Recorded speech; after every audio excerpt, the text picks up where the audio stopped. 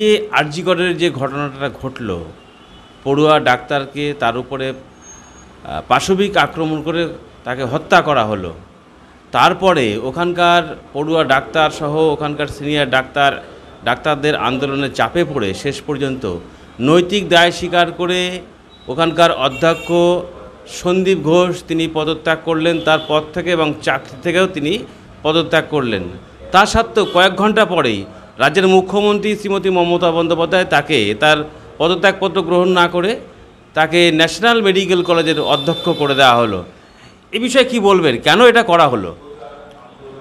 2021-এ যে স্লোগান উঠেছিল ভাঙা পায়ে খেলা হবে, ওই ভাঙা পায়ের আড়ালে আসলে কি খেলা হয়েছিল সেটা উনি জানেন। এই ডাক্তারবাবু মায়ের প্লাস্টারটা উনি করেছিলেন, সেই জন্য ভয়ে আছে। পুরস্কার না দিলে বাইরে কি বলে ফেলবে এই ভয়ে মুখ্যমন্ত্রীর আছে। এবং এই ধরনের লোকেরাই, এই ভদ্রলোকের তো ছবিও দেখা গেছে তৃণমূল জেতার পরে সবুজ আবির মেঘে লাভালাভি করছেন।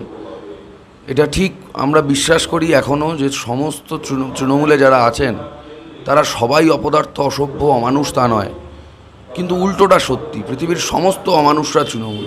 যেমন এই ডাক্তার, যেমন কুণাল ঘোষ এখনও মহিলাদের নিয়ে উল্টোপাল্টা মন্তব্য করছেন, যেমন উদয়ন গুহ মহিলাদের আজকের যে সারা রাত ধরে আন্দোলনের যে কথা তারা বলেছেন তা নিয়ে ব্যঙ্গবোধ করছেন, বিদ্রুপ করছেন। ফলত যেভাবে সমস্ত অমানুষরা তৃণমূল, সেইভাবে এই অধ্যক্ষও তৃণমূল।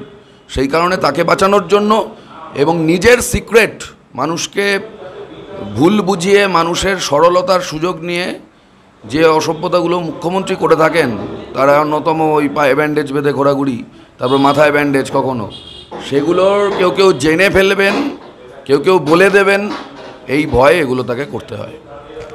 একদিকে সন্দীপ ঘোষের পুনর্বাসন, অন্যদিকে সিবিআইকে তদন্তের দায়িত্বভার হ্যান্ডওভার করার সঙ্গে সঙ্গেই আমরা দেখলাম যেখানে দুর্ঘটনা ঘটেছিল সেখানকার দেওয়াল ভেঙে ওখানে সংস্কারের কাজে হাত লাগানো হলো। পরে তদন্তভার হ্যান্ডওভার হওয়ার পরপরই কেন এটা করতে হলো? দেখুন, এটা সবাই বোঝে যে কেন এটা করতে হয়। প্রমাণ লোপাটের জন্য, এই ঘটনায় জড়িত শাসক দলের ঘনিষ্ঠদের বাঁচানোর জন্য এই ঘটনা তারা ঘটানোর চেষ্টা করেছিলেন। কিন্তু কালকে আপনারা জানেন আরজি করের সামনেই এসএফআই ডিওএফআই মহিলা সমিতির নেতৃত্বে গতকাল তারও আগে থেকে টানা ধর্না চলছে, অবস্থান চলছে।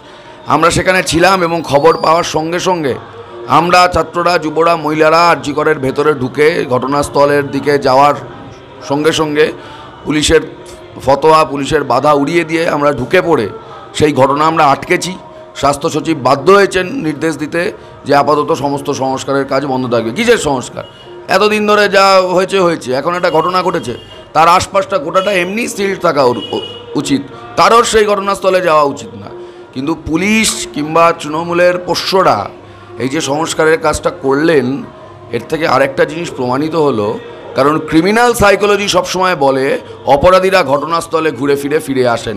ওই অপরাধীরাই ওখানে ঘটনাস্থলে গিয়ে চেষ্টা করছিলেন প্রমাণ লোপাটের, কিন্তু ছাত্র, যুব, মহিলা, এসএফআই ডিএফআই এডোয়ার চাপে সেটা হতে পারেনি। আপনারা এত কথা বলছেন, কিন্তু কুণাল ঘোষ তো বলে দিচ্ছে বিরোধীদের বা সিপিএমের এই নিয়ে কথা বলার কোনো অধিকার নেই। তাহলে কেন আপনারা এত কথা বলছেন? কুণাল ঘোষ মানুষ নাকি? কুণাল ঘোষকে নিয়ে আবার আলোচনার কি আছে? কার কি অধিকার আছে সেটা কুণাল ঘোষ ঠিক করবে নাকি?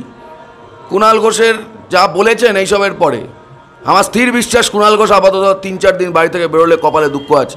বাংলার মহিলারা যে মুডে আছেন, যে মেজাজে আছেন, দল ও মত নির্বিশেষে, আমি বিশ্বাস করি তৃণমূল করা অনেক মহিলা যারা তৃণমূলের মিছিলে হাঁটেন তারাও কুণাল ঘোষকে মানুষের বাচ্চা বলে আর মনে করতে পারছেন না। কুণাল ঘোষকে আমি ভালো করে অনুরোধ করছি, এই কথা আমি জানি না ওনার কান অবধি পৌঁছাবে কিনা, আপাতত 3-4 দিন বাড়ির বাইরে বেশি বেরোনোর চান্স দেবেন না।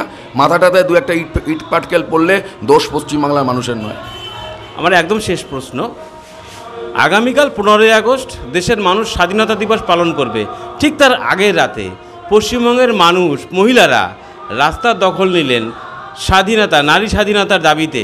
তাহলে কি আরেকটা নারী স্বাধীনতা দিবস হিসেবে পালন করা হবে আজকে? সেইভাবে কি দেখছেন আপনারা? যে আপনারা বিশেষ করে ডিওএফআই এবং এসএফআই এই যতই এটা অরাজনৈতিক হোক, উদ্যোগটা নিয়েছে ডিওএফআই এবং এসএফআই, আপনারা কোন চোখে দেখছেন এটাকে? প্রথম কথা হচ্ছে, যে স্বাধীনতা ভারতবর্ষ লাভ করেছিল, যারা স্বাধীন করেছিলেন তারা আমাদের সৌভাগ্য আজ বেঁচে নেই। বেঁচে থাকলে কষ্ট পেতেন।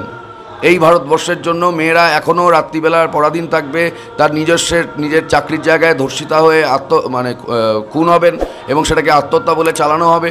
এর জন্য এই দেশ স্বাধীন হয়নি। আমরা এটা একটু ভুল হবে এটা বলা হলে যে এসএফআই-ডিএফআই এর উদ্যোগে এটা হচ্ছে না। পশ্চিমবাংলার মানুষ, প্রগতিশীল মহিলা, সাহসী মেয়েরা আমাদের সাথে হাতে হাত ধরে যারা প্রতিদিন সমাজে বাঁচেন, আমাদের খেয়ালও রাখেন, কোনো ক্ষেত্রে পুরুষদের খেয়াল রাখেন, কোনো ক্ষেত্রে ঘরে কাজ করেন, বাইরে কাজ করেন। আমার ধারণা এই সমাজে একটা পুরুষের যা ভূমিকা তার চাইতে অনেক বেশি ভূমিকা সেই মহিলাদের, আমাদের জন্ম যারা দিয়েছেন তারা সাহস করে আজকে ডেকেছেন। আমরা বামপন্থীরা একে পূর্ণাঙ্গ সমর্থন জানিয়েছি এবং আমরা বলেছি দরকার নেই দলীয় পতাকার, আমরা পতাকা ছেড়েই আমরা সেখানে থাকবো, কোনো অসুবিধা নেই। কিন্তু পশ্চিমবাংলায় ব্যবস্থার পরিবর্তন চাই। স্বাধীনতার ডাক তো বটেই। ভারতবর্ষের মধ্যে একটা অঙ্গরাজ্য পশ্চিমবাংলায়, সেখানে মহিলারা সহ সমস্ত গরিব মানুষ, খেটে খাওয়া মানুষ, যে কোনো রকমের প্রতিবাদী পশ্চিমবাংলায় পরাধীন জীবন কাটাচ্ছেন। সেই পরাধীনতার বিরুদ্ধে মহিলাদের নেতৃত্বে, মেয়েদের নেতৃত্বে, আজকের প্রীতিলতা, মাতঙ্গিনী, কল্পনাদের নেতৃত্বে নতুন করে যে স্বাধীনতার লড়াই, আজ রাত থেকে সারা স্বাধীনতার অবধি পতাকা উত্তোলন করে যে লড়াই তারা করবেন, সারা রাত রাস্তায় থাকবেন, এই লড়াইতে আমরা সংহতি জানাচ্ছি, সমর্থন জানাচ্ছি। আমিও যাচ্ছি, অশোকনগরে হবে, একটু পরে চৌরঙ্গি মোড়ে, আমরাও থাকবো সেখানে।